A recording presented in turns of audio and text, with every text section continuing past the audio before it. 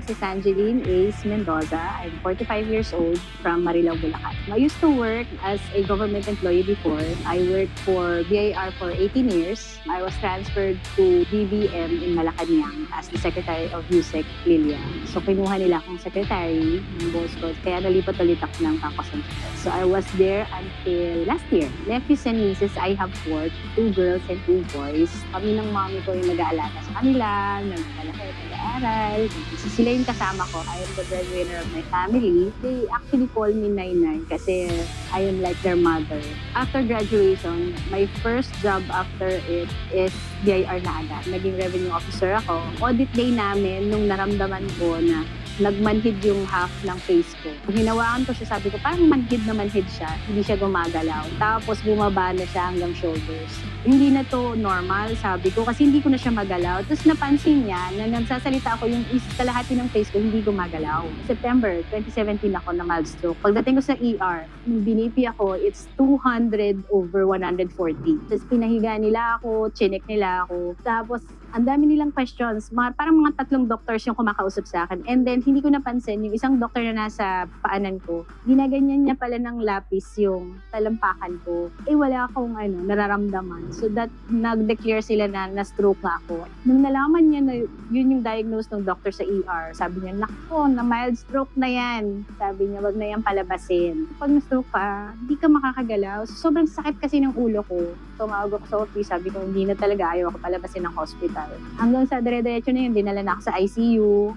Ako lang ang kauna-unahang bata na nasa ICU. Lahat nakatabi ko, mga senior citizen na. I was in the hospital for like 14 days.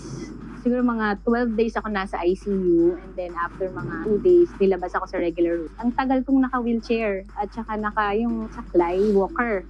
Siguro mga a year akong exercise, therapy, tsaka medication talagang tinutukan ko. I heard the barley before sa social media. Dami kong nakikita ng mga barley iba-iba. Tinatry ko siya. And yung iba kasi, hindi siya masarap. Mapakla siya, may amoy siya, tsaka hindi siya healthy kasi iba yung effect sa katawan ko. Until I discovered yung JC Organic Barley.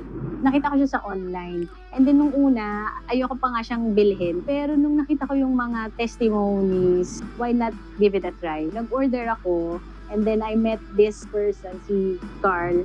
Siya yung nag-introduce sa akin ng JC Organic Barley. So, maganda yung effect niya sa akin. I started drinking that October this year, 2 months already. And maganda yung effect niya sa akin. Very healthy siya. Lalo na nung na-research ko siya, na ang dami pala niyang nutrients and vitamins na nakatulong sa katawan ko.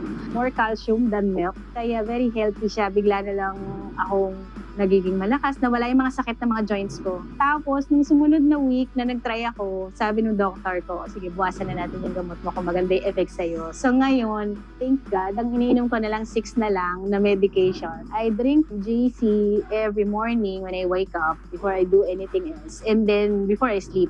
Actually, before kasi, gusto ko talaga yung healthy living. Gusto ko siya. Kasi syempre, meron akong mga inaalagaan. So, I'm not just living on my own. So, I have my mom to take care of and then the kids. Due to my mild stroke, hypertensive kasi ako. And then, mataas yung cholesterol ko. Meron akong heart problem. Medyo nagkakaroon ng taas yung diabetes ko dahil may lahi din kami ng ganon. Pero nung uminom ako ng nag-normal siya, mas nakakatulong siya na maiwasan ko yung mga hindi magagandang habits ko. And then, kailangan yung healthy lang talaga kasi maganda yung nutrients na binibigay niya sa katawan niyo. So, yun yung nagbibigay sa akin ng boost. Lalo ko pa siyang pagandahin yung health ko para mas lalo ko matulungan yung family ko tsaka yung ibang tao. I recommend JC Organic Barley to make it a habit na pwede siyang maging gift mo. Hindi lang siya basta ginagamit for your good health siya.